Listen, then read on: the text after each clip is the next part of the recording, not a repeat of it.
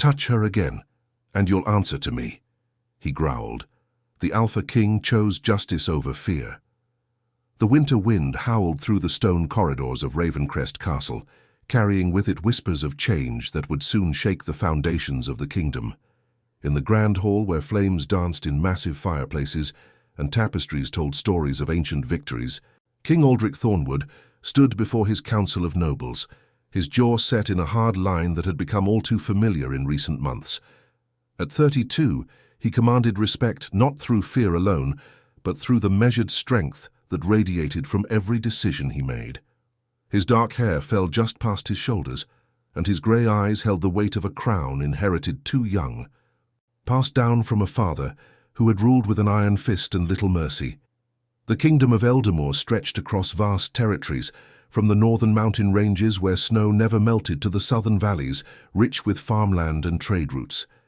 Aldrich had spent his entire reign trying to balance the demands of his nobles with the needs of his people, walking a tightrope between tradition and progress. But lately, the balance had grown more precarious. Reports of abuse in the outer provinces had reached his ears, tales of lords who believed their titles granted them power over the lives and bodies of those beneath them. The latest incident had occurred just 3 days prior in the village of Thornwick, and the details made his blood run cold. If you're enjoying this story, please subscribe and leave a comment telling us where you're watching from. Now let's continue. Lady Alara Brightwood had arrived at court 2 weeks ago, sent by her father to fulfill a marriage contract arranged years before her birth. She was meant to wed Lord Gareth Blackmore, a man twice her age with lands bordering the eastern forests. The Brightwood family had fallen on difficult times after a series of poor harvests, and Lord Edmund Brightwood had seen the marriage as a way to secure his family's future and repay substantial debts owed to the Blackmore estate. Ilara, at 23, had accepted her fate with the quiet resignation expected of noblewomen, knowing that her desires mattered little in the face of family obligation and financial necessity. But during the journey to Ravencrest, Gareth had revealed his true nature. The bruises on Ilara's wrists told a story her trembling voice could barely speak. He had forced himself into her carriage one evening, claiming he wanted to become better acquainted with his future bride. When she had protested, reminding him that they were not yet married and such behavior was improper, he had grabbed her roughly, leaving marks that would take weeks to fade. He had whispered terrible things in her ear, promises of what marriage to him would entail, descriptions of how he expected his wife to behave and submit to his every desire. Only the timely arrival of her handmaid had interrupted him, and even then he had laughed it off as innocent affection between betrothed partners. When she had finally gathered the courage to report what happened to the King's Chamberlain upon reaching Ravencrest, Gareth had been summoned to explain himself.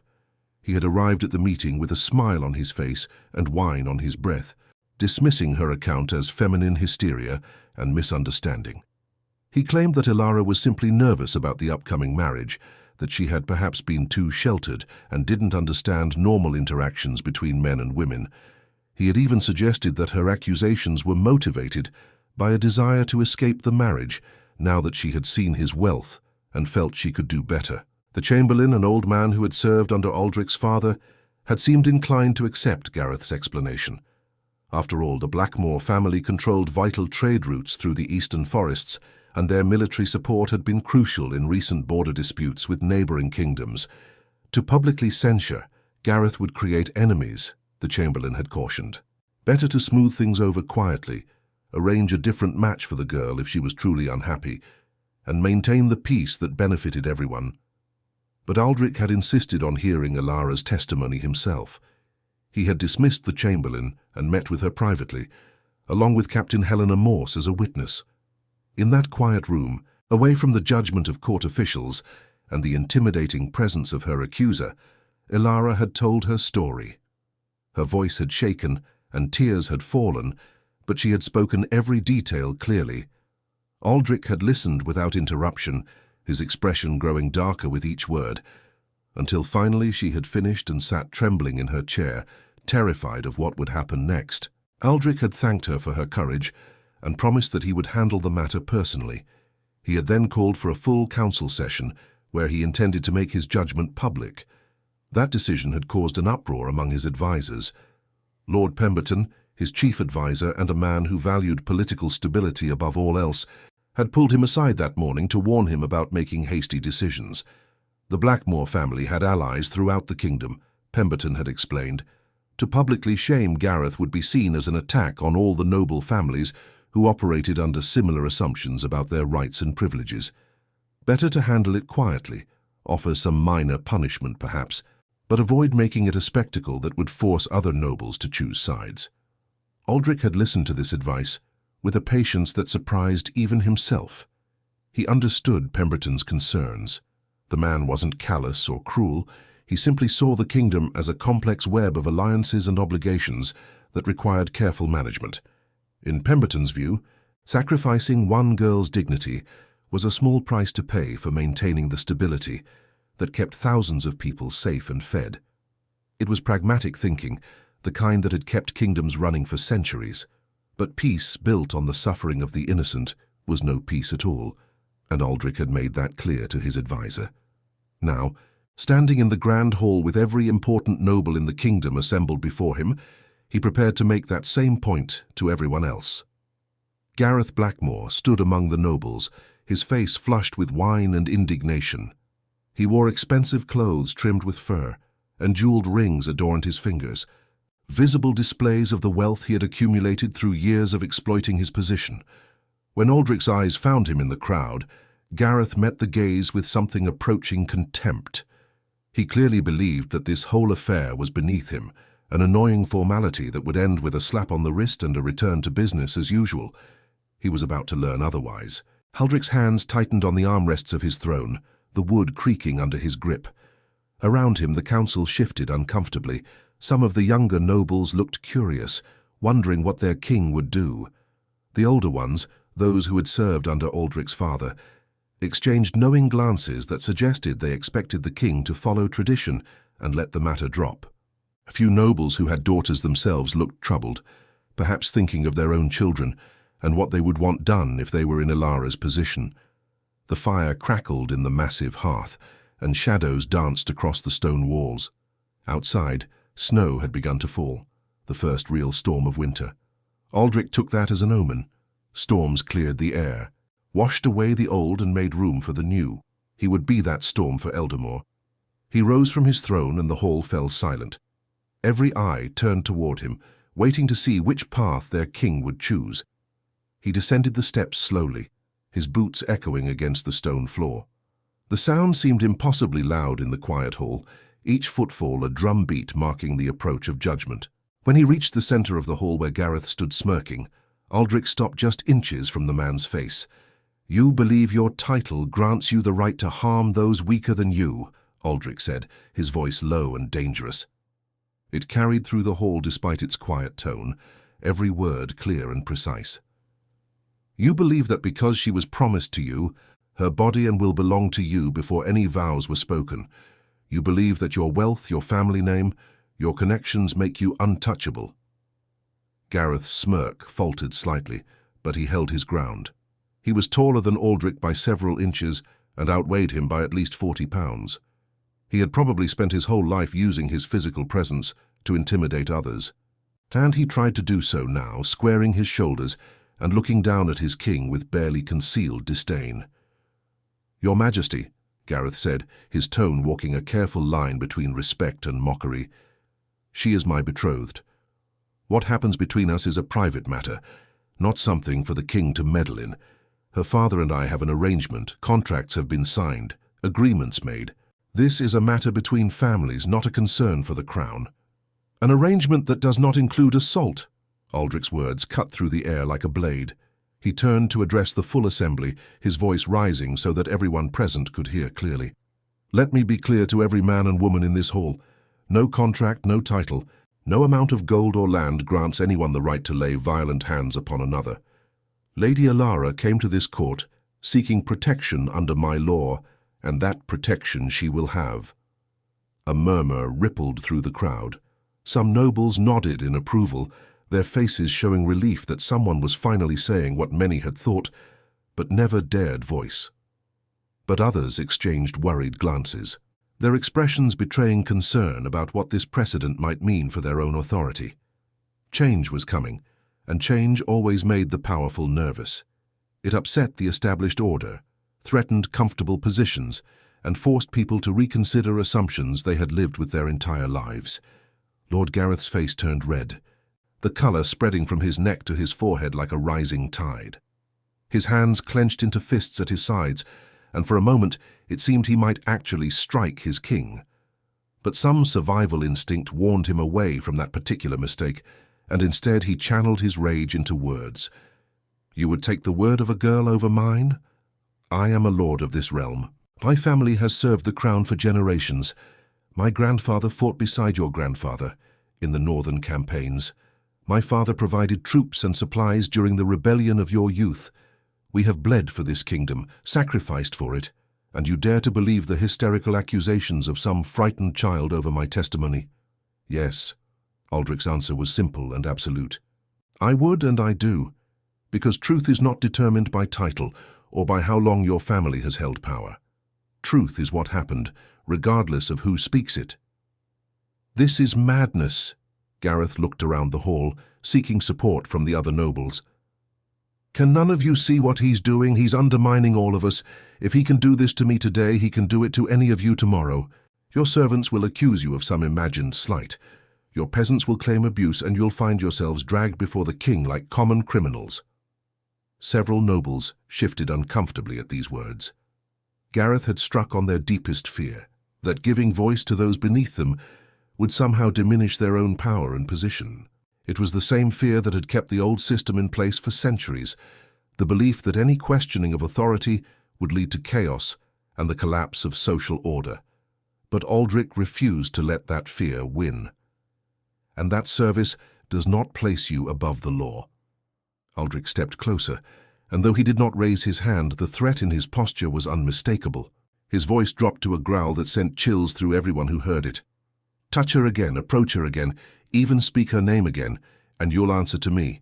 Not as your king standing in judgment, but as a man who will personally ensure you never harm another soul. Do I make myself clear?" The silence that followed was absolute. You could have heard a pin drop in that vast hall. Every person present understood they were witnessing a turning point, a moment that would define not just this particular case, but the entire future of the kingdom. Gareth's mouth opened and closed, but no words came out.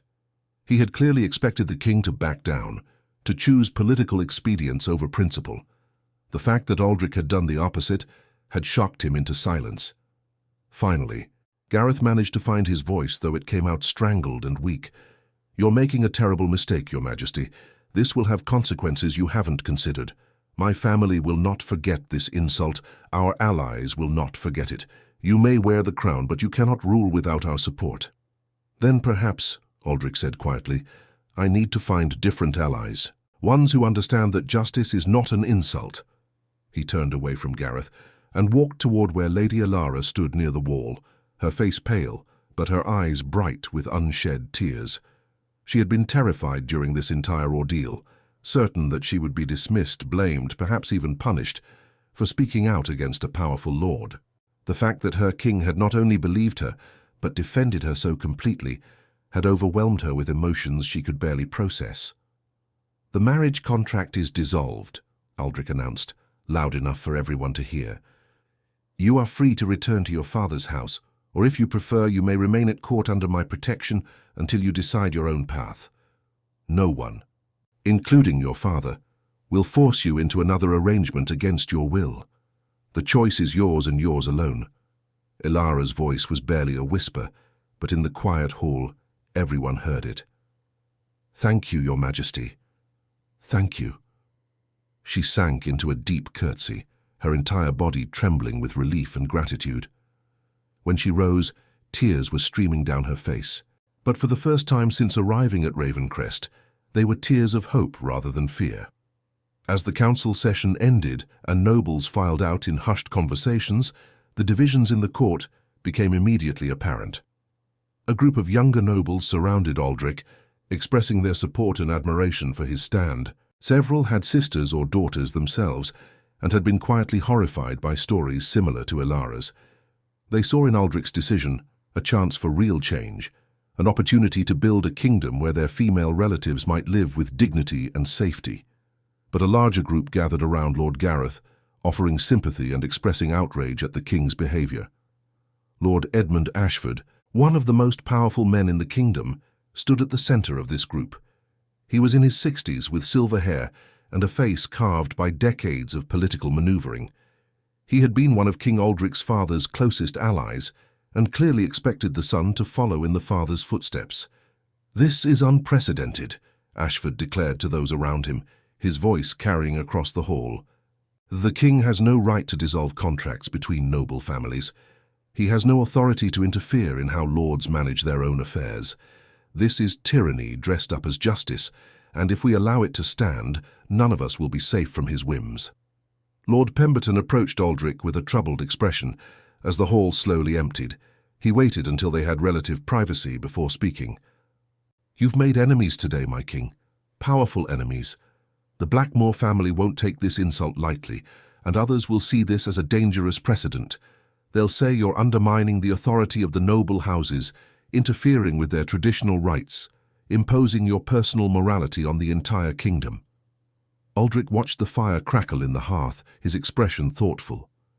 The flames cast dancing shadows across his face, highlighting the determination in his eyes. "Then let them say it. I would rather be remembered as a king who stood for justice than one who looked away from suffering because it was convenient." He turned to his advisor, and despite the weight of what would surely come, there was no regret in his voice.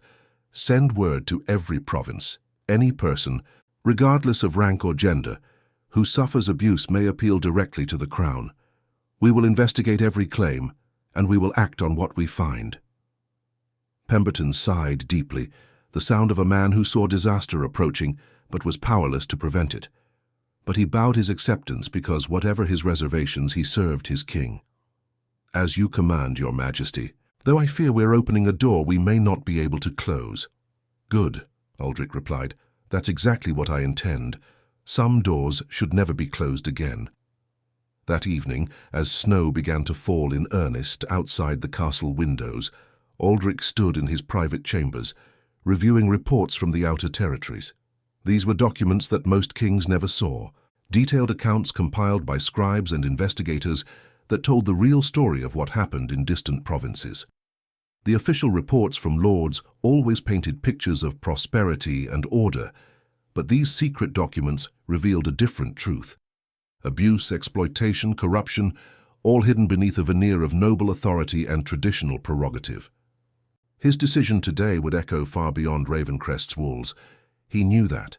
He also knew that some of his nobles would see it as weakness, an invitation to challenge his authority. Gareth had been right about one thing. This would have consequences. The question was whether Aldrich had the strength to see those consequences through, to weather the storm he had just unleashed, and emerge on the other side with his kingdom intact. A knock at the door interrupted his thoughts. "Enter," he called, not looking up from the report he was reading. It detailed conditions in a mining village in the northern mountains, where the local lord had been working his people to death in pursuit of profits. 3 children had died in cave-ins in the past year alone, and when the parents had complained, they had been threatened with eviction from their homes. Captain Helena Morse, commander of his personal guard, stepped inside and closed the door behind her. She was a decade older than Aldrich, weathered by years of military service, and one of the few people in the castle he trusted completely. Helena had earned her position through merit rather than birth, rising through the ranks at a time when female soldiers were rare enough to be remarkable. She understood what it meant to fight against a system that didn't want you to succeed. "The Blackmore family is already spreading rumors through the noble quarter," she reported without preamble. Helena had never been one for courtly pleasantries, which was one of the reasons Aldrich valued her counsel. "They're calling you impulsive, saying you're letting emotion cloud your judgment. Lord Gareth has left for his estate, but before he departed, he was making threats about withdrawing his support and encouraging others to do the same. He's also sent riders to his allies, likely calling for a meeting to discuss how they should respond to what happened today. Let him withdraw his support." Aldrich set down the report he'd been reading and moved to the window, looking out over the snow-covered courtyard where servants hurried about their evening tasks. Lights glowed in windows throughout the castle, tiny beacons of warmth against the darkness. I won't be held hostage by men who think their cooperation is worth more than basic human decency. Helena studied him for a long moment, her weathered face showing a mixture of respect and concern. You know this is only the beginning. Other lords will test you, push back against what you did today. Some might even conspire against you. Your father faced a rebellion once, early in his reign, when nobles thought he was too young and inexperienced to hold the crown. They nearly succeeded in overthrowing him. I know. Aldrich's reflection stared back at him from the dark window, and he barely recognized the man he saw. He looked older than his 32 years, worn by the weight of responsibility and the constant struggle to do what was right rather than what was easy. But if I don't stand firm now, if I compromise on this, then what meaning does my crown have? What good is being king if I can't protect those who need protection most? Your father would have handled it differently, Helena said carefully. She had served under the old king and knew exactly how he would have responded to a situation like this. He would have called Gareth in privately, given him a stern lecture perhaps, maybe imposed a small fine to save face and then moved on. The girl would have been married off to someone else, the incident forgotten, and the kingdom's political balance maintained. Aldrich's jaw tightened at the mention of his father. My father believed that power flowed from fear and force. He ruled through intimidation and expected everyone beneath him to simply accept their place without question. He thought that maintaining order meant crushing any challenge to noble authority, regardless of whether that authority was being abused. That's not the kingdom I want to lead. He turned back to face Helena, his grey eyes intense. I want Eldermoor to be different, better, and that starts with showing that justice applies to everyone, not just the powerful. Helena's stern expression softened slightly. In all her years of service, she had never heard a king speak like this. It was refreshing and terrifying in equal measure. You're a good man, Aldrich, better than most who wear crowns. I just hope the kingdom is ready for the kind of king you want to be. Whether they're ready or not, change is coming. I'll make sure of that. They talked late into the night, planning how to implement the reforms Aldrich envisioned. Helena suggested establishing a network of investigators who answered directly to the crown, bypassing the local lords who often covered up abuses. Aldrich proposed creating formal courts in every major province where citizens could bring grievances without fear of retribution. They discussed how to fund these initiatives, how to staff them with trustworthy people, how to protect those who came forward with complaints from retaliation. It was exhausting work, but also exhilarating. For the first time since taking the crown, Aldrich felt like he was actually making a difference rather than just managing the status quo. The path ahead would be difficult, full of obstacles and opposition, but at least he was moving forward rather than standing still. Over the next several days, the ripples from Aldrich's decision spread throughout Eldermoor like waves from a stone thrown into a still pond. In taverns and market squares, common folk spoke of the king who had stood up to a lord on behalf of a frightened girl. The stories grew with each telling, as stories always do, but the core message remained the same. Things were changing. The old assumptions about noble privilege and common helplessness were being challenged. In one village in the southern valleys, a farmer who had been cheated by his lord in a grain sale decided to appeal to the crown, something that would have been unthinkable a month before. In a town near the eastern border, a woman whose husband had been unjustly imprisoned by a local noble sent a petition to Ravencrest asking for her case to be reviewed. Similar stories emerged from across the kingdom, dozens at first, then hundreds. A flood of grievances that had been building for years, finally finding an outlet. But in noble estates, the conversation was less flattering. Lords gathered in private councils, discussing what this precedent might mean for their own authority over their lands and people.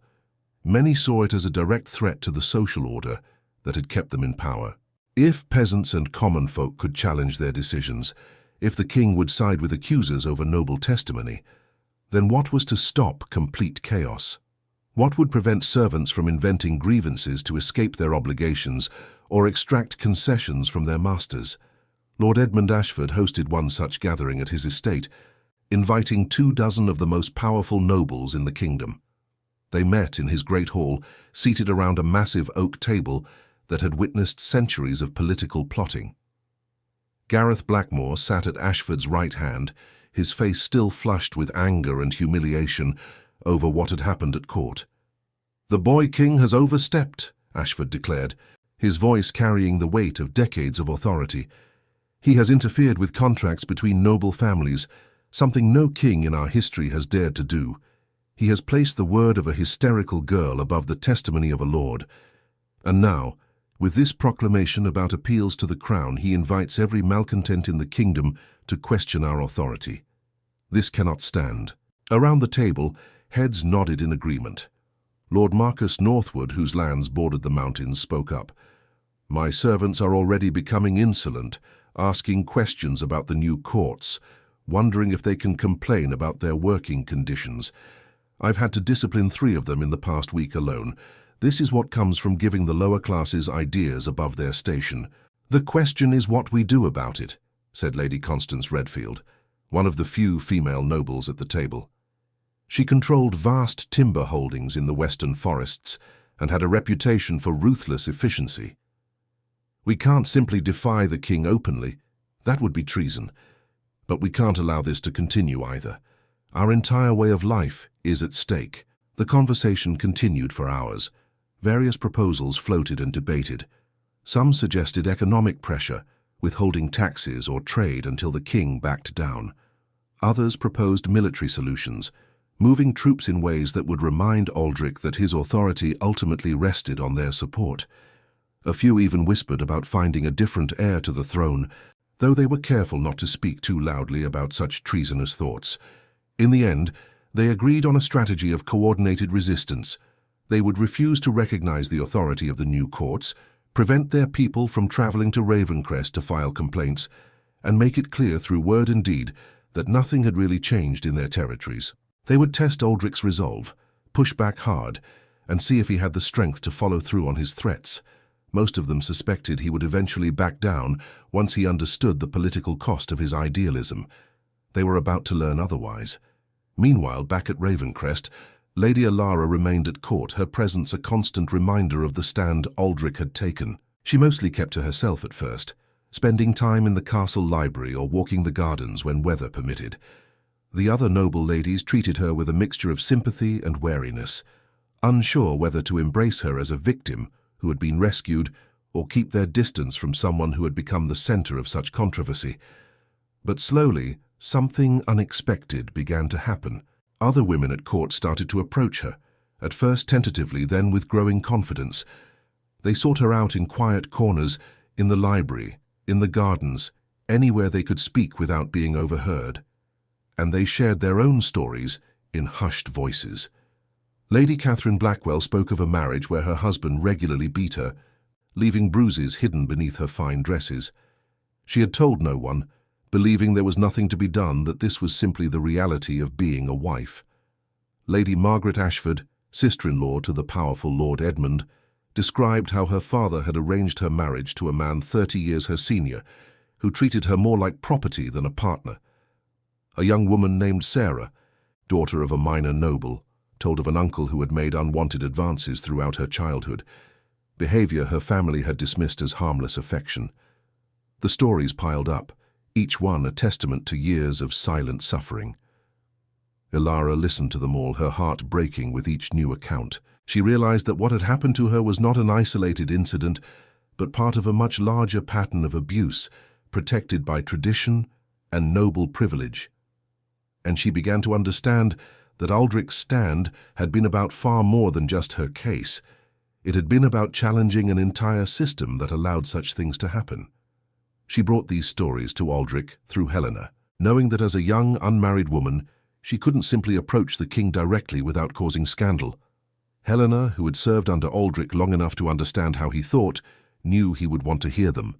So she arranged private meetings where Alara and other women could speak directly to their king, sharing their experiences and helping him understand the full scope of the problem he had begun to address. Aldrich listened to each story with careful attention, his expression growing darker with each new account. Every tale of abuse, every description of suffering endured in silence, strengthened his resolve even as it made his heart heavy. He had known intellectually that these problems existed, but hearing the specific details from actual victims brought home the human cost in a way no abstract principle could match. "This is bigger than I realized," he admitted to Helena after one particularly difficult meeting, where a woman had described years of abuse at the hands of her husband, a man who sat on Aldrich's own council. "I thought I was addressing isolated incidents, bad individuals who needed to be punished, but this is systemic. It's woven into the very fabric of how we organize our society." Helena nodded grimly. "Power corrupts, and absolute power corrupts absolutely. The nobles have had unchecked authority for so long that many of them don't even recognize what they're doing as wrong. They genuinely believe they have the right to treat those beneath them however they wish. Then we need to teach them otherwise." Aldrich's voice was firm. "These new courts need to be more than symbolic gestures.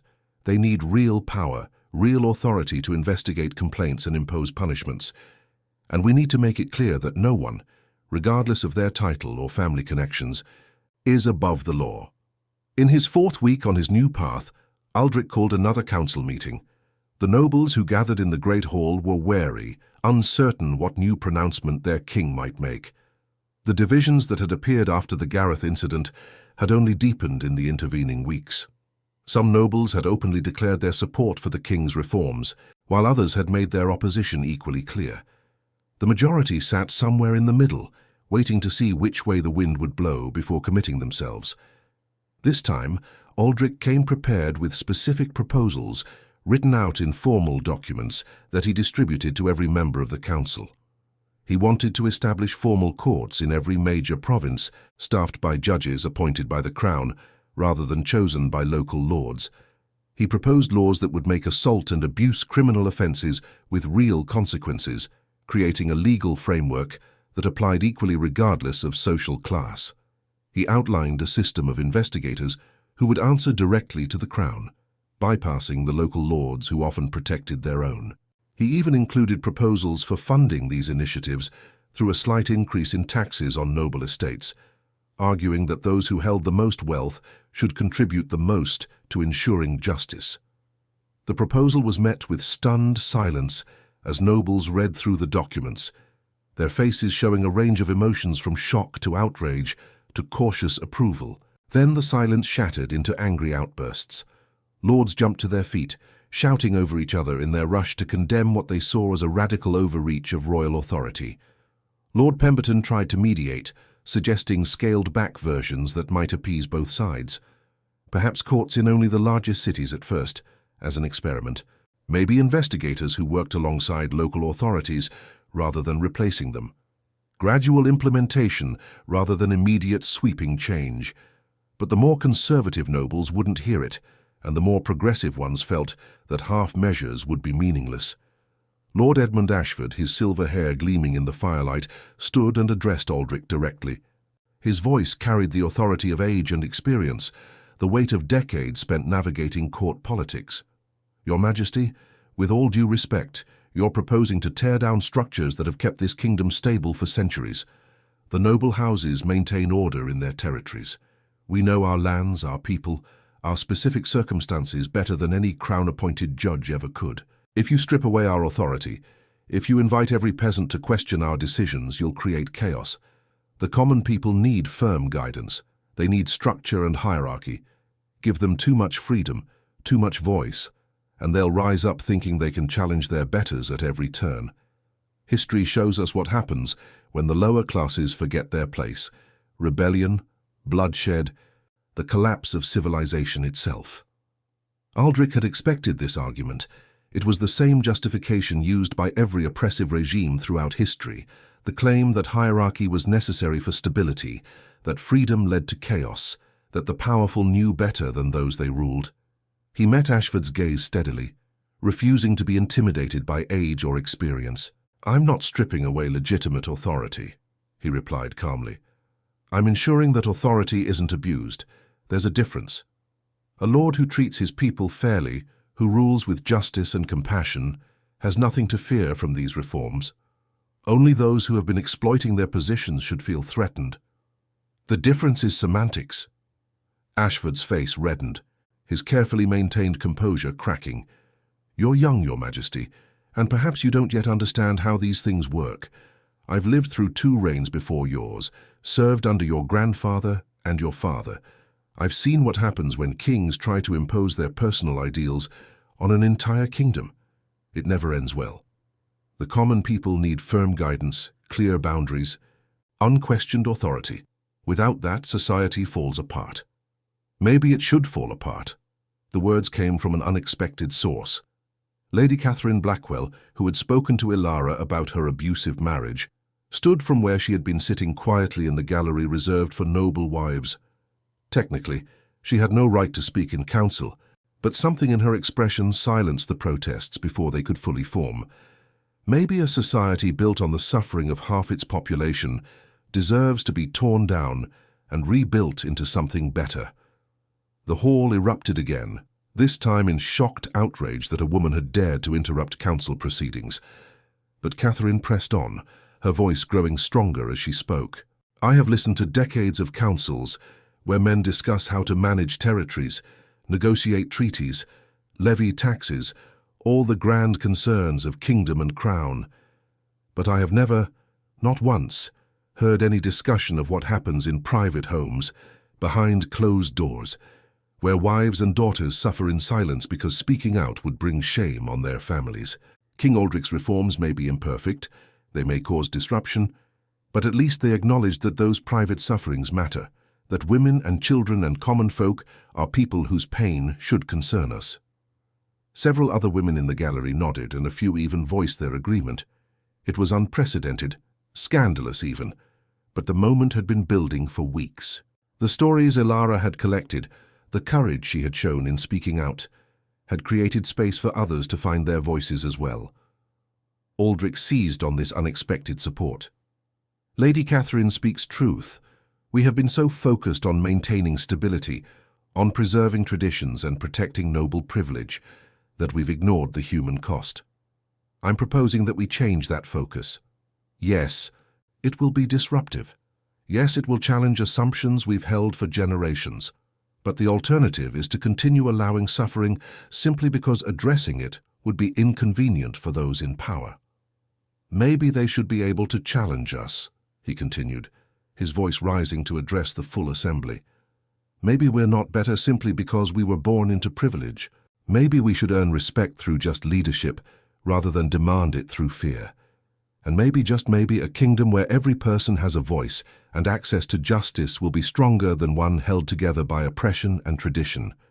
The arguments continued for hours, nobles splitting into clearly defined factions.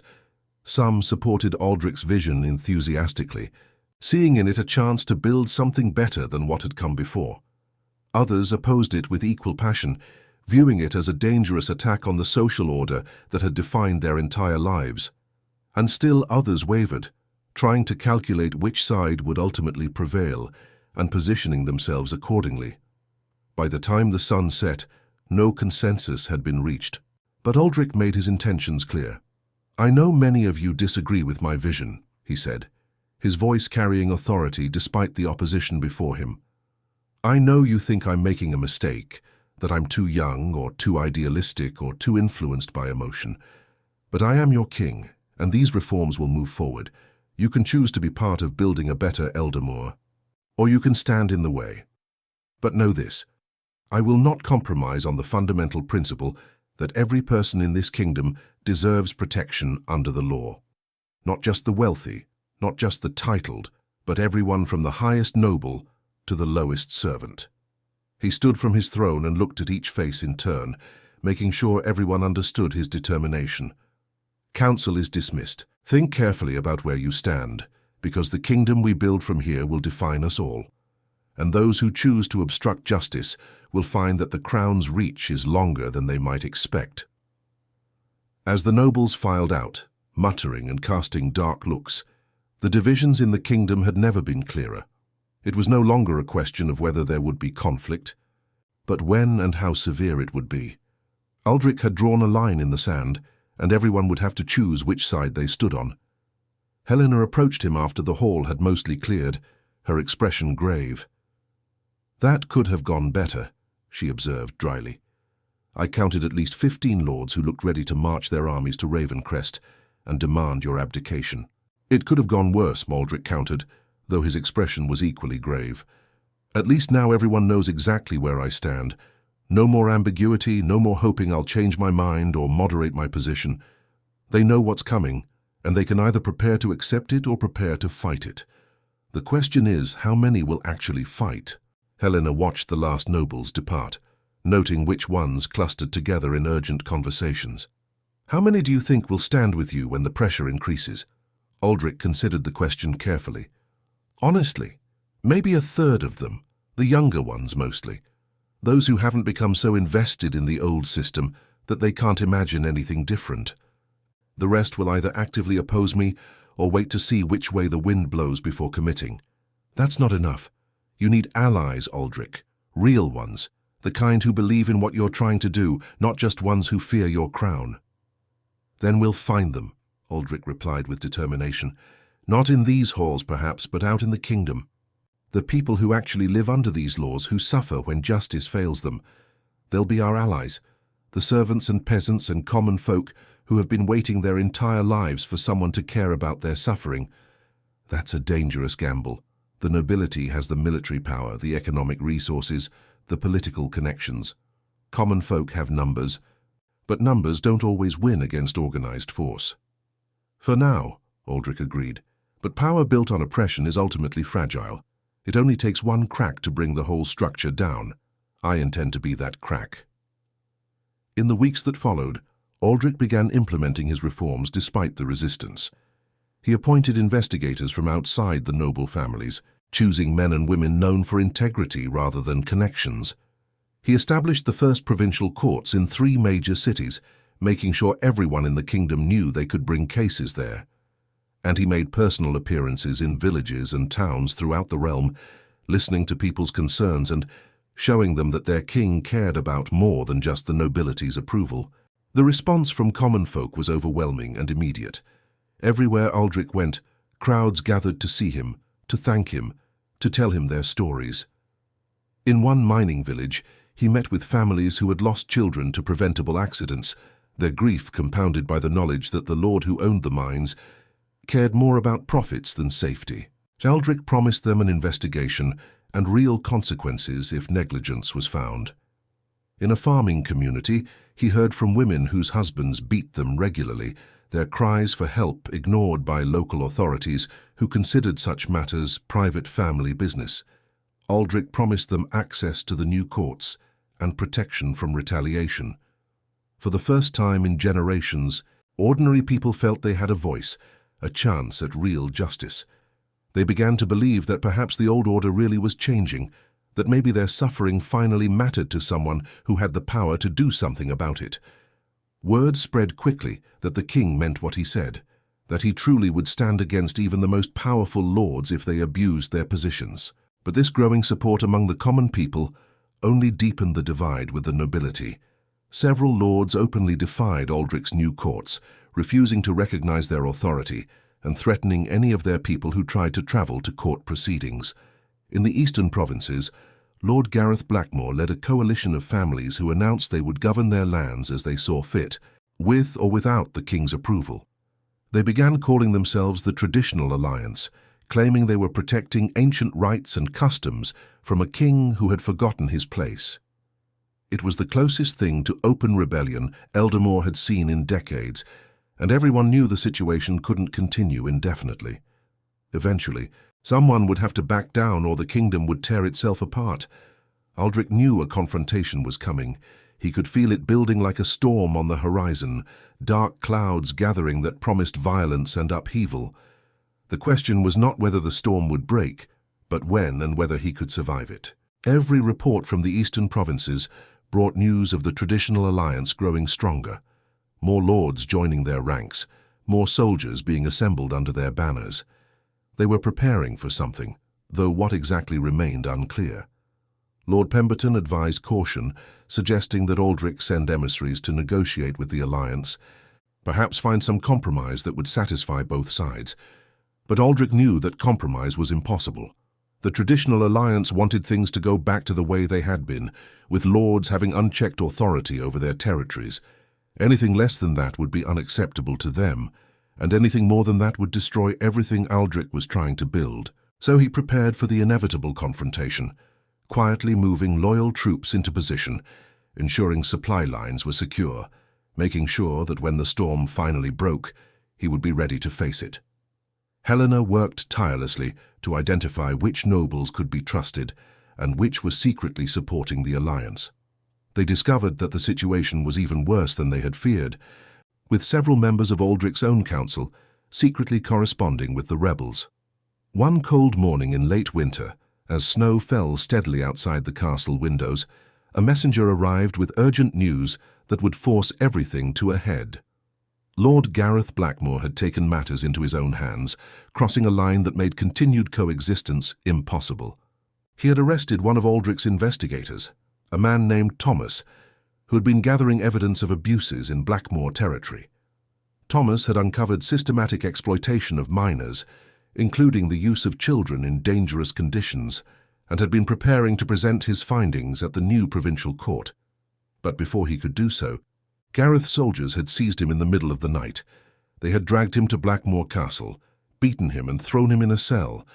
Then Gareth had sent a message to Ravencrest, publicly declaring that no royal official had authority in Blackmore lands, that the crown had overstepped its bounds, and that traditional noble rights must be restored or there would be consequences. It was a direct challenge, one that Aldrich couldn't ignore without undermining everything he'd worked for. If he allowed Gareth to arrest and imprison royal investigators with impunity, then his reforms would be revealed as toothless gestures, empty promises with no real power behind them. Every other lord in the kingdom would take note, and those who had been wavering would likely side with the traditional alliance, sensing weakness in the crown. Aldrich read the message 3 times, his expression growing darker with each reading. Then he crumpled the paper in his fist and threw it into the fire, watching it burn to ash. He called for Captain Helena immediately, his decision already made. When she arrived, he was already strapping on his sword, the blade his grandfather had carried in the northern campaigns, a weapon that had tasted the blood of men who challenged the crown. "We ride for Blackmore," he announced, his voice carrying absolute certainty. "Gather 50 of your best soldiers, ones you trust completely. We're bringing Thomas home, and we're making it clear that no lord is above the law, no matter how powerful they think they are or how many allies they've gathered." Helena's eyes widened slightly, though she was too disciplined to show more reaction than that. "Aldrich, that's Gareth's stronghold. He has 3 times that many soldiers at his disposal, maybe more if his allies have sent reinforcements. If he decides to make a stand, if he actually resists with force, we could be walking into a bloodbath. You could start a civil war. Then we'd better be prepared to finish it." Aldrich's expression was grim but determined, the face of a man who had counted the cost and decided it was worth paying. "I won't let him think he can defy the crown with impunity, that he can arrest my people and make threats without facing consequences. If I back down now, every other lord will follow his example, and all of this will have been for nothing. Everything I've worked for, every promise I've made to people who finally believed someone would stand up for them, it all becomes meaningless if I let Gareth win. And if he doesn't back down, if he actually fights, if his allies join him?" Helena's voice was steady, but her concern was evident. She had fought in enough battles to know how quickly things could go wrong, how even small skirmishes could escalate into disasters. Aldrich was quiet for a moment, the weight of that possibility settling over him like a physical burden. Outside, snow continued to fall, blanketing the world in white. Somewhere in the eastern provinces, a man who had only been doing his job sat in a cell, beaten and afraid, waiting to see if his king would abandon him or fight for him. And throughout the kingdom, common folk waited to see if the promises they'd been made would be kept or broken when the moment of truth arrived. "Then we fight," Aldrich finally said, his voice quiet but absolute, "and we pray that the kingdom I'm trying to build is worth the cost in blood it might require. They departed Ravencrest within the hour, riding east under grey skies that promised more snow. Aldrich led the column personally, refusing to send others to face dangers he wouldn't face himself. Behind him rode 50 of Helena's best soldiers, men and women who had proven their loyalty and skill in countless situations. They were outnumbered by what they would likely face, but they were also the elite of Eldermoor's military, worth 2 or 3 regular soldiers each. The journey to Blackmoor took 3 days of hard riding through increasingly hostile territory. As they traveled deeper into lands controlled by the traditional alliance, the atmosphere changed noticeably. Villages they passed were quiet, inhabitants watching the king's column with expressions that mixed hope with fear. Some offered food and shelter, whispering prayers for Aldrich's safety and success, but others watched silently from behind closed doors, unwilling to choose sides until they saw who would emerge victorious from whatever confrontation awaited. On the second night, they stopped in a town called Millbrook, where the local lord, Baron Thomas Redmond, had remained neutral in the growing conflict. The Baron met them with careful courtesy, providing lodging but making no commitments about where his ultimate loyalties lay. Over dinner, he spoke cautiously about the situation. "The traditional alliance grows stronger every day, Your Majesty," Redmond said, choosing his words carefully. "More lords join their ranks, convinced that you're attacking the very foundations of our social order. They say that if you succeed in stripping away noble authority, chaos will follow, that the common people will rise up thinking they can challenge every decision, that society will collapse into disorder." "And what do you say, Baron?" Aldrich asked, studying the man's face for clues to his true thoughts. Redmond was quiet for a moment, weighing his words. "I say that I've lived long enough to see both sides of the argument. I've seen lords abuse their power, treating their people as property rather than subjects deserving of care. But I've also seen what happens when authority breaks down, when there's no clear hierarchy to maintain order. Neither extreme seems ideal." "I'm not proposing to eliminate hierarchy," Aldrich replied. "I'm proposing to make it accountable. There's a difference between legitimate authority used wisely and power wielded without restraint or consequences." "Perhaps," Redmond nodded slowly. "But the question everyone is asking is whether you're strong enough to enforce that accountability. The traditional alliance believes you're not, that once they resist firmly enough, you'll back down. That's why they're testing you with this business at Blackmoor.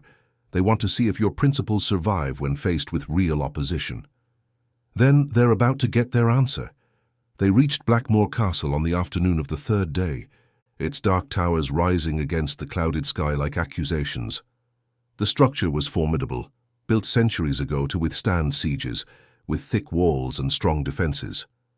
It sat atop a hill overlooking the surrounding countryside, a position that provided both tactical advantage and symbolic dominance over the lands below. As they approached, they found the gates barred and soldiers lining the walls, at least 100 men visible, with likely more inside. Lord Gareth himself stood on the battlements, his arms crossed, a mocking smile on his face. He had clearly been expecting this, had probably been hoping for it. This was his chance to show the kingdom that the king could be defied, that traditional noble authority still meant something. "King Aldrich!" he called down, his voice carrying across the courtyard, pitched to reach not just the king, but also the growing crowd of locals who had gathered to watch. "Have you come to apologize for your insult? To restore my honor and the marriage contract you so wrongfully dissolved? To admit that you overstepped your authority and return things to the way they should be?" Aldrich urged his horse forward until he was within clear speaking distance, close enough that everyone present could hear his words, but far enough to remain out of arrow range. His voice carried across the courtyard, strong and unwavering, the voice of a king who had made his choice and would not be moved from it. "I've come for my investigator, Lord Gareth. Thomas was performing his lawful duties when your soldiers seized him. Release him immediately, submit to the authority of the crown, and we can resolve this peacefully. You'll face trial for your actions, but if you cooperate now, I'll take that into consideration." Gareth laughed, a harsh sound that echoed off stone walls and carried to every ear in the crowd. "Or what? You'll storm my castle with your tiny force? You're outnumbered 3-1 at minimum, boy king, and that's just counting the soldiers you can see. I have more in the barracks, and my allies have promised reinforcements if needed. This is my land, my people, my law. You have no power here unless I grant it, and I grant you nothing." "The crown's authority extends to every corner of this kingdom," Aldrich replied, his voice calm but carrying an edge of steel. "You're not a sovereign lord, Gareth. You're a vassal who has forgotten his place, who thinks that distance from Ravencrest means you can act without accountability. For the last time, release Thomas and open your gates. Face justice for your crimes, and this ends without bloodshed. And for the last time, no." Gareth leaned forward, his smile widening into something cruel and contemptuous. "But I'll make you an offer, the same generous proposal I sent in my message. Turn around, ride back to your comfortable castle, and forget about your foolish reforms. Let things go back to the way they were, with lords ruling their own lands without interference from idealistic children who don't understand how the world works. Do that, and I'll return your investigator unharmed. Well, mostly unharmed. He's already had a taste of what happens to people who meddle in affairs beyond their station, but he'll live." He paused, letting his words sink in. "Otherwise, well, accidents happen in dungeons. Prisoners fall downstairs, catch fevers, have all sorts of unfortunate mishaps, especially prisoners who've been asking inconvenient questions about things that are none of their concern. So what will it be, Your Majesty?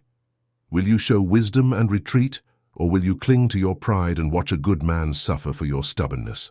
Aldrich felt Helena tense beside him, her hand moving to her sword. Behind them, his soldiers waited for orders, ready to fight, but knowing the odds were heavily against them. The crowd of locals had grown larger, common folk gathering to witness this confrontation between their king and the lord, who had ruled over them for years. Some looked hopeful, praying that Aldrich would stand firm. Others looked fearful, worried about what violence might erupt and knowing that they would suffer most if battle came to these streets. Everything Aldrich had worked for hung in the balance. If he retreated now, his reforms would die, revealed as empty promises the moment they faced real resistance. Nobles throughout Eldermoor would know they could defy him without consequence, and the traditional alliance would grow bolder, eventually forcing him to either submit completely or face open civil war from a position of demonstrated weakness. But if he attacked and failed, if Gareth's defences held and Aldrich's small force was destroyed or driven back, the result would be nearly as bad. He would look impotent, unable to enforce his own decrees, and the kingdom would descend into chaos as every lord chose their own path. He thought of Lady Alara's frightened face when she had first told him what Gareth had done to her. He thought of Catherine Blackwell describing years of abuse in her marriage. He thought of all the stories he'd heard from people who had suffered in silence for decades, waiting for someone with power to care about their pain. He thought of Thomas, the investigator who had only been doing his job, gathering evidence of genuine crimes, now sitting beaten in a cell because he had dared to challenge noble authority. He thought of the kind of kingdom he wanted to build, one where justice wasn't just for the powerful, but for everyone, where no one was above the law regardless of their birth or title or wealth. And he thought about what it would mean to abandon that dream now, to let fear of consequences drive him back to the safety of compromise and the comfort of the status quo. He made his decision, the same decision he had been making over and over since that first council session. The decision to stand firm, to fight for what was right even when the cost was high, to be the kind of king his father had never been and his kingdom desperately needed. "Helena," he said quietly, his hand moving to his sword, "prepare the men. If Gareth won't open those gates, we'll—" But before Helena could relay the orders, something unexpected happened. The sound of movement came from inside the castle, not the organized movement of soldiers preparing for battle, but something else, confused and chaotic. Then, incredibly, the gates of Blackmoor Castle began to swing open, not pushed from outside, as would happen in an assault, but pulled from within. And through those opening gates poured not soldiers but common folk, servants and workers from the castle and surrounding lands. They emerged in a flood, 50 at first, then 100, then more, until they formed a protective barrier between Aldrich's small force and the castle walls. Men and women in simple clothes, their faces showing a mixture of fear and determination, choosing in this moment to stand with their king against the lord who had ruled over them. A woman stepped forward from the crowd, and Aldrich recognized her as Margaret, one of the senior servants in Blackmoor Castle. She had worked there for 30 years, since she was a girl, and her weathered face showed every one of those years. But her eyes were bright with determination and something else, hope perhaps, or the fierce courage that came from finally having had enough of suffering in silence. "Your Majesty," she called out, her voice steady despite the trembling in her hands. "We heard what you did for Lady Alara. We heard about your new courts, about how you said everyone deserves justice, that no one is above the law. We've been talking among ourselves, servants and workers and common folk, passing messages in whispers when the lords weren't watching.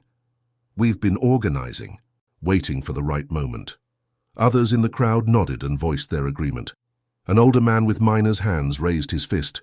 "We're tired, Your Majesty. Tired of Lord Gareth and men like him who think they can do whatever they want to whoever they want. We're tired of being afraid to speak up, afraid to complain, afraid to ask for basic decency, because we might lose our positions or worse." A young woman, barely more than a girl, stepped forward with bruises visible on her arms. "He hurt me," she said, her voice breaking but growing stronger as she continued.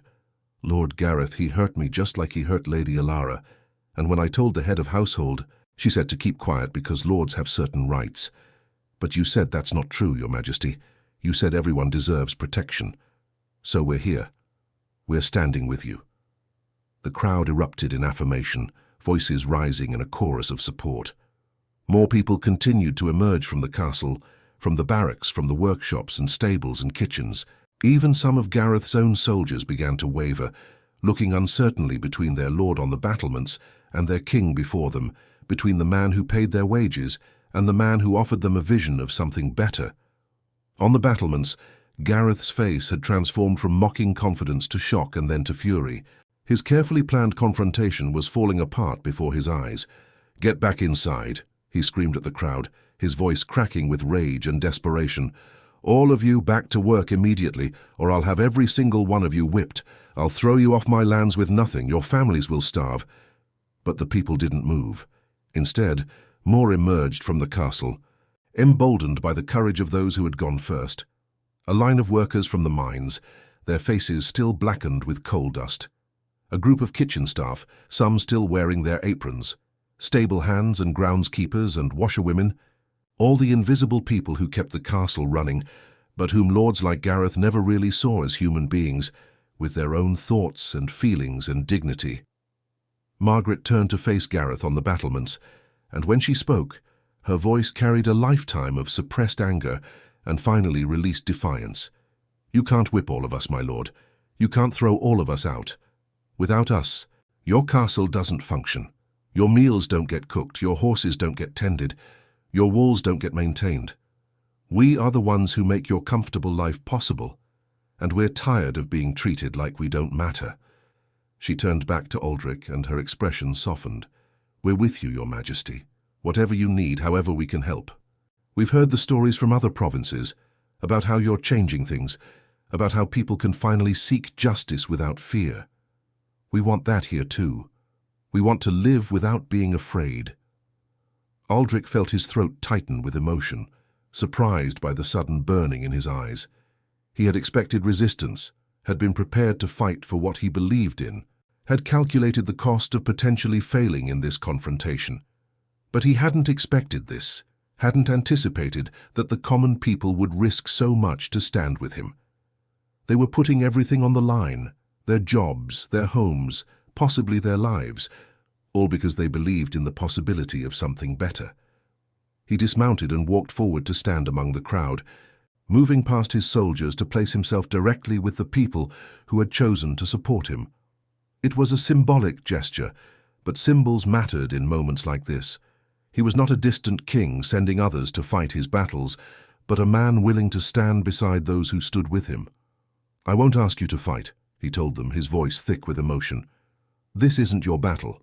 You've already shown tremendous courage just by being here, by speaking up, by refusing to be silent any longer. I won't put you in danger." Margaret shook her head firmly, and several others in the crowd voiced their disagreement. "With respect, Your Majesty, this is our battle. It's always been our battle. We're the ones who suffer when lords abuse their power. We're the ones whose children die in unsafe mines, whose daughters get hurt by men who think noble blood gives them the right to take whatever they want. You're just the first king who's been willing to fight it with us instead of looking the other way." A young man pushed through the crowd, and Aldrich recognized him as Thomas, the investigator Gareth had arrested. He was bruised and limping, one eye swollen shut, but alive and moving. "My king," he said breathlessly, wincing with each word, "the servants helped me escape. They've been organizing for weeks, planning this. Margaret and the others, they were just waiting for the right moment, for a chance to show that they wouldn't tolerate this anymore." Aldrich looked at the man who had suffered for doing his job, then at Margaret and the hundreds of people who had found the courage to stand against the power that had dominated their lives for so long. He looked up at the battlements where Gareth still stood, now surrounded by only a handful of loyal soldiers. The rest of his men had either joined the crowd below or simply walked away, unwilling to fight their own people for a lord who had lost their respect and loyalty. The confrontation had transformed completely from what anyone had expected. This was no longer a potential battle between the king's forces and a rebellious lord's soldiers. It had become something else entirely, a moment where ordinary people collectively said enough, where they chose to believe that change was possible and had the courage to make it happen. "Lord Gareth," Aldrich called up, his voice carrying clearly in the tense silence that had fallen, "you're isolated and alone. Your people have chosen justice over fear, protection over the comfort of familiar oppression. They've shown more courage in the past few minutes than you've shown in your entire life. You can surrender now and face trial for your crimes, or you can continue this pointless resistance. But either way, this ends today. The old order, where lords could abuse their power without consequence, is over. Choose how you want to face what comes next." For a long moment, Gareth stood frozen, his face twisted with rage and humiliation. He looked down at the crowd that had been his servants, his workers, his subjects who were supposed to be under his control. He saw them standing with their king instead of with him, choosing a future he couldn't understand over a past he had thought was eternal. Everything he had believed about the natural order of society, about hierarchy and authority and the rights of noble birth, was crumbling before his eyes. He could fight. He still had weapons, still had the advantage of the castle's defenses. He could order his remaining loyal soldiers to fire on the crowd, to attack the king, to turn this confrontation into the bloodbath it had threatened to become. But looking down at hundreds of faces that had once shown him deference and now showed only defiance, he realized that any violence now would only prove that everything they believed about him was true. Slowly, his shoulders slumped in defeat. He turned and disappeared from view on the battlements. Minutes later, the castle's main doors opened, and he emerged with his hands raised in surrender, walking down the steps to face his king. His face was a mask of barely controlled rage, but he had enough survival instinct left to know when he was beaten. As Gareth was taken into custody by Helena's soldiers, disarmed and bound to prevent any last-minute resistance, Aldrich turned to address the crowd that had made this bloodless victory possible. He climbed onto a low wall so everyone could see him, and in the fading afternoon light, he spoke to people who had risked everything to stand with him. "You showed courage today," he said, his voice carrying across the assembled crowd and reaching even those who stood at the edges. "More courage than any crowned king has a right to expect from his people. You stood up not just for me, not just for your immediate freedom from an oppressive lord, but for the kind of kingdom we can build together. A kingdom where justice isn't a privilege reserved for those with the right bloodline or enough gold, but a right that belongs to everyone, where no one, regardless of their title or power or connections, can abuse others without facing real consequences." The crowd erupted in cheers, and Aldrich felt tears sting his eyes. This was the moment that would define his reign. He understood that now. Not the laws he would pass or the courts he would establish, or even the reforms he would implement. Those were all important, but this moment, when ordinary people found their collective voice and chose to believe in something better, this was what would be remembered. This was when the kingdom truly began to change. "What happened here today will echo throughout Eldermoor," he continued, when the cheers had subsided enough for him to be heard. "Other lords who thought they could resist these changes, who believed the common people would always submit to noble authority out of fear or habit, they're learning otherwise. You've shown that power ultimately comes not from titles or castles or armies, but from the consent and support of those being governed. And when that consent is withdrawn, when people collectively say enough, even the strongest walls can't protect those who abuse their positions. Margaret stepped forward again. What happens to us now, Your Majesty? Lord Gareth is being taken into custody, but he owns these lands, employs most of us. If he's gone, what becomes of Blackmoor? It was a practical question, the kind that had to be addressed even in the midst of historic moments. These people had shown incredible courage, but courage didn't put food on tables or roofs over heads. They needed to know that standing with their king wouldn't result in destitution and starvation.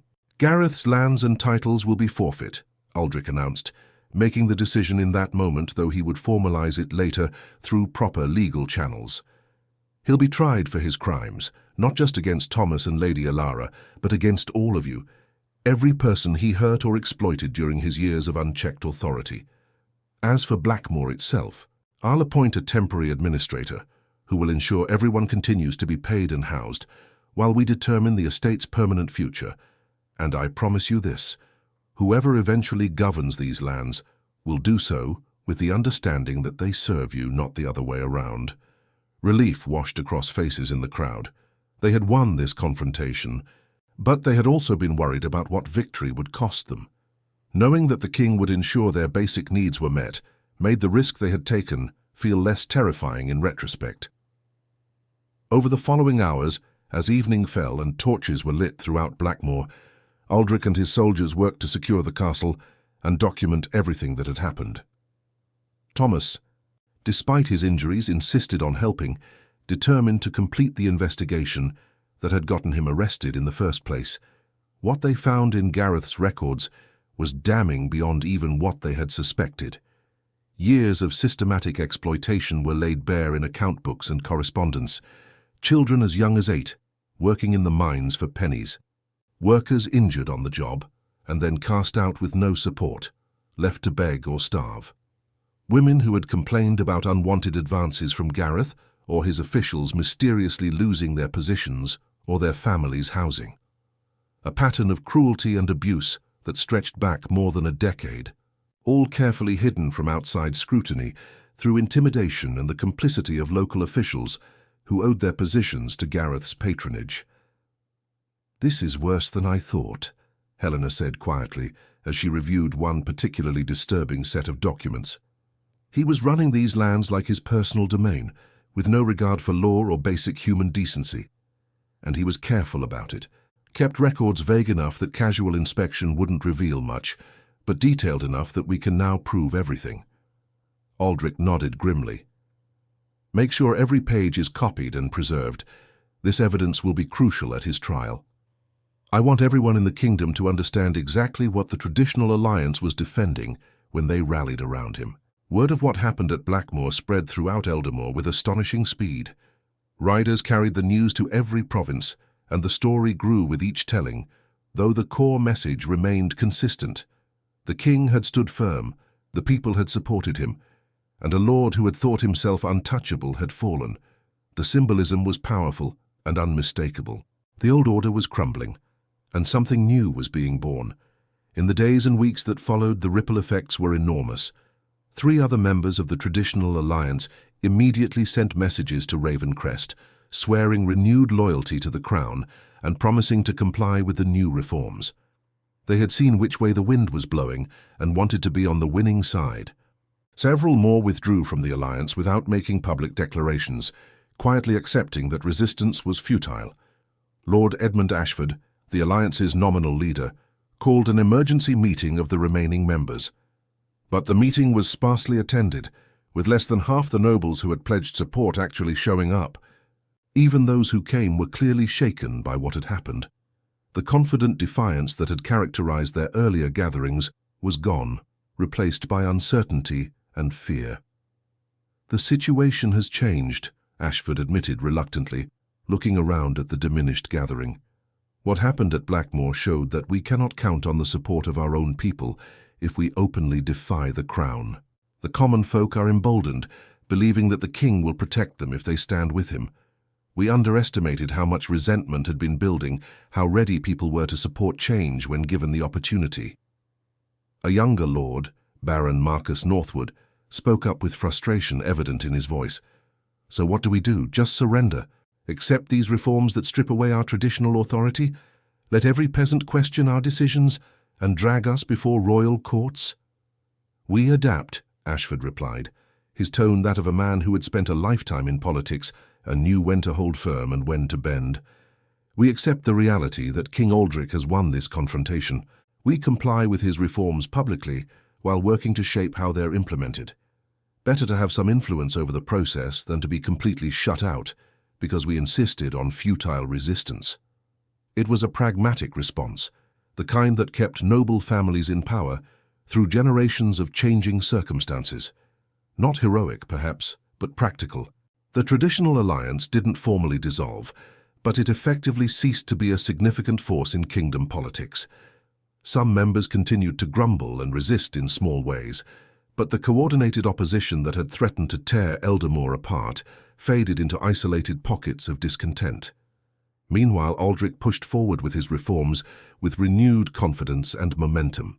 He established courts in every major province, staffed them with judges chosen for integrity rather than connections, and created a robust network of investigators who reported directly to the crown.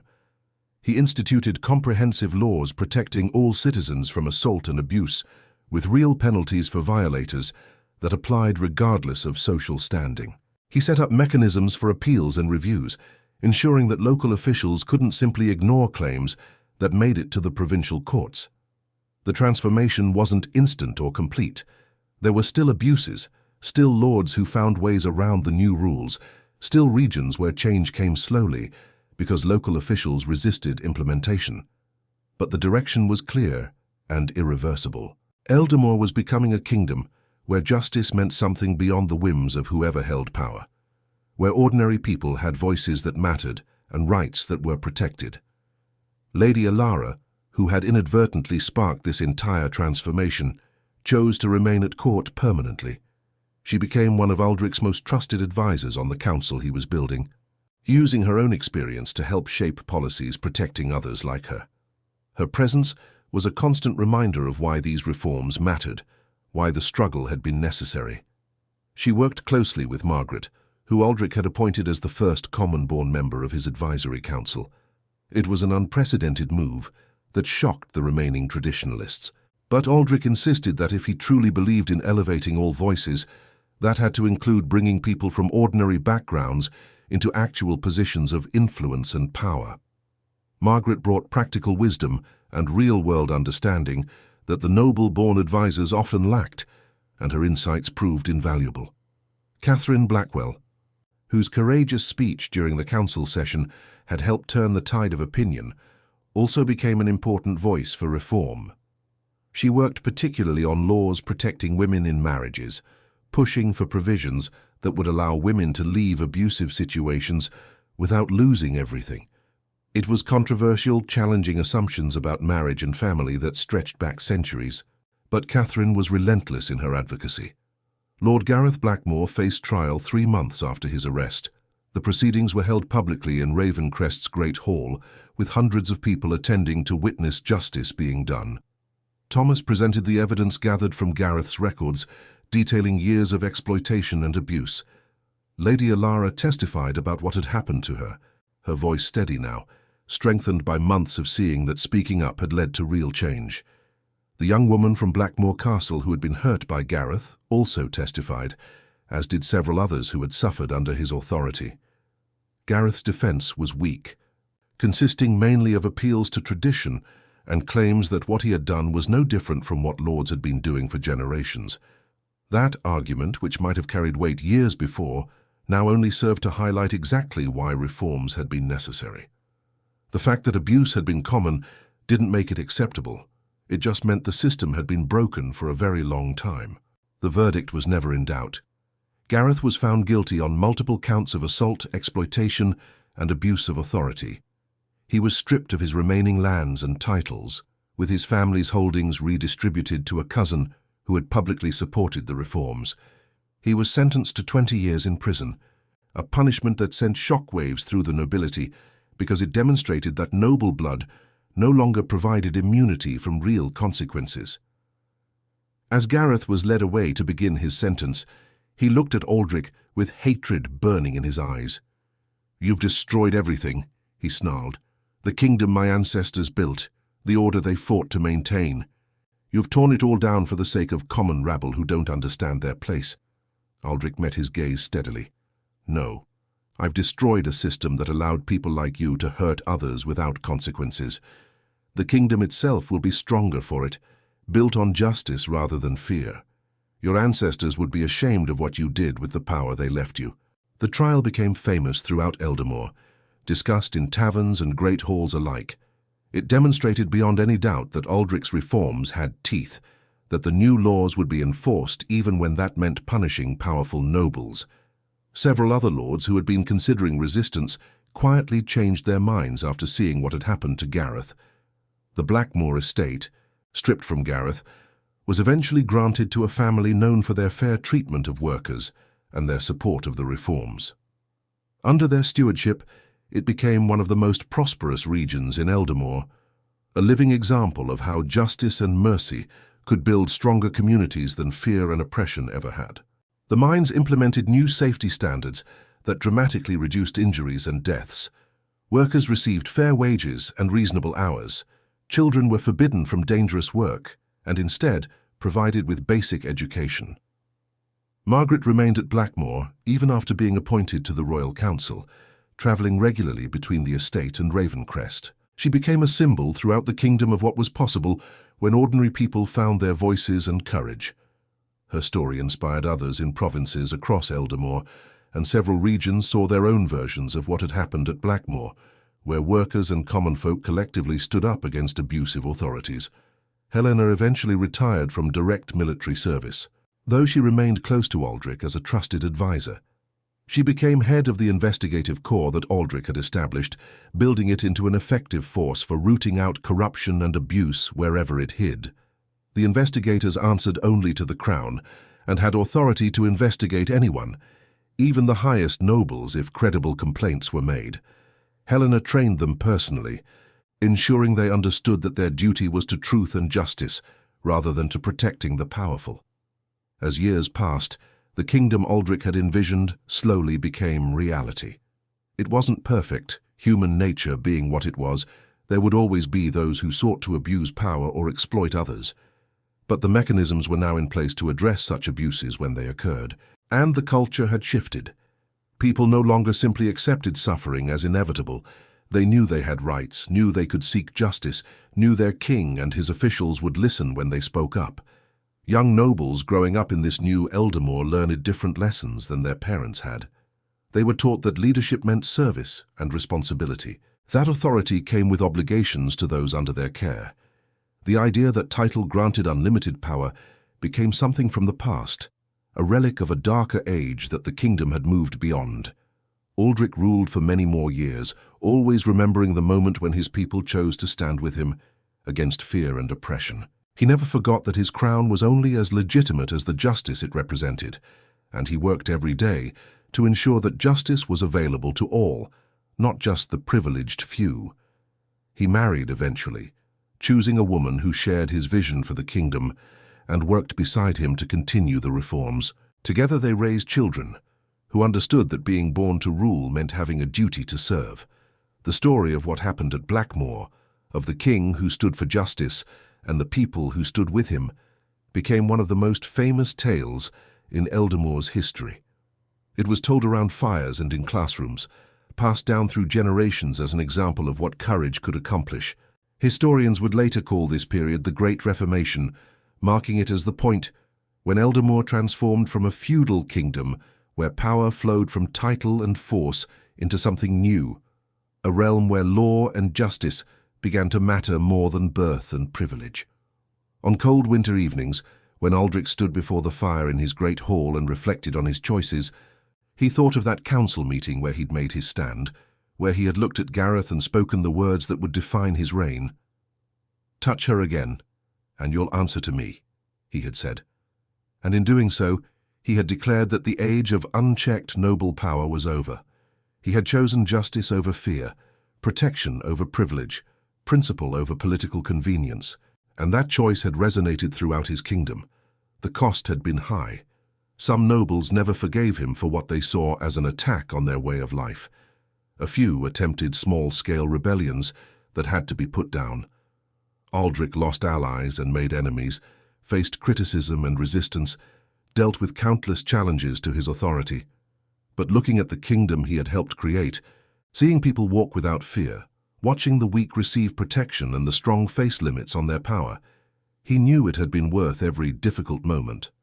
Margaret lived to see her grandchildren grow up in a kingdom where their voices mattered, where they could seek justice if wronged, where their lives had value regardless of their social class. She often told them the story of that day at Blackmoor, not to glorify conflict or claim personal heroism, but to teach them that standing up for what was right, even when afraid, was the most important thing a person could do. She wanted them to understand that change was possible, that ordinary people had more power than they often realized, and that courage was contagious. One person's brave stand could inspire others. Lady Alara married eventually, by her own choice and in her own time, to a merchant's son who treated her with kindness and respect. She continued her work on the King's Council until late in her life, ensuring that the protections she had fought for remained strong and that future generations of women would never have to endure what she had suffered. She became known as the Lady of Justice, and her name was spoken with reverence by those who understood how much her courage had cost and how much good it had ultimately accomplished. Thomas, the investigator whose arrest had precipitated the confrontation at Blackmoor, recovered from his injuries and continued his work with even greater dedication. He trained the next generation of investigators, teaching them not just how to gather evidence and conduct interviews, but why their work mattered.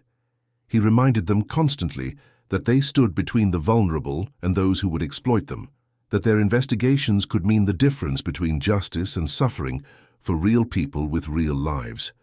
Captain Helena Morse became one of the most respected figures in the kingdom, known for her unwavering integrity and her fierce protection of the investigative corps she had built. She lived to old age, sharp and formidable until the end, and when she finally passed, the kingdom mourned her as one of the architects of the new Eldermoor. Her funeral was attended by nobles and common folk alike, a testimony to how much she had meant to people from all walks of life. The provincial courts Aldrich had established became permanent institutions, expanding and evolving over the decades. They handled thousands of cases each year, from disputes over property and contracts to serious criminal matters. The existence of these courts meant that people had somewhere to turn when wronged, somewhere beyond the whims of local lords. The judges weren't always perfect, and the system had its flaws, but it was vastly better than what had existed before. The network of investigators grew into a professional corps with its own training academy, standards and traditions. They became known for their thoroughness and their refusal to be intimidated by power or wealth. Some nobles still tried to interfere with investigations involving their families or allies, but the corps had enough independence and royal backing to resist such pressure most of the time. Laws protecting citizens from assault and abuse were refined and strengthened over the years. What had started as broad principles became detailed legal codes covering specific situations and providing clear guidance for enforcement. These laws weren't just words on parchment, they were actively used, with cases brought regularly and real punishments imposed on violators. The message was clear and consistent: no one was above the law. The Kingdom of Eldermoor became known throughout the region as a place where justice meant something, where the powerful could be held accountable, and where common folk had voices that mattered. Other kingdoms watched with interest, some with approval, and others with suspicion. A few began implementing similar reforms, recognizing that their own people were watching Eldermoor and wondering why they couldn't have the same protections. Others resisted change, clinging to traditional power structures, but even they found their authority slowly eroding, as their subjects compared what they had to what was possible. Aldrich's children, when they came of age, understood that they were part of something larger than just one king's reign. They had grown up seeing justice applied fairly, watching their father work tirelessly to ensure that all his subjects received the protection they deserved. When Aldrich eventually passed the crown to his eldest, it was with confidence that the reforms would continue and strengthen rather than being undone by a new generation, nostalgic for the old ways. The transition of power was smooth. Unlike so many in Eldamore's history, there were no rebellions or challenges to the succession, no nobles attempting to seize power during the vulnerable period between reigns. The kingdom had been fundamentally transformed, and that transformation had enough support from enough people that it couldn't easily be reversed by any single individual or faction. Aldrich lived long enough to see his grandchildren, to watch them grow up in a kingdom so different from the one he had inherited that it was almost unrecognizable. On his deathbed, surrounded by family and close advisors, he reflected on what had been accomplished. "We didn't create a perfect kingdom," he said, his voice weak but clear.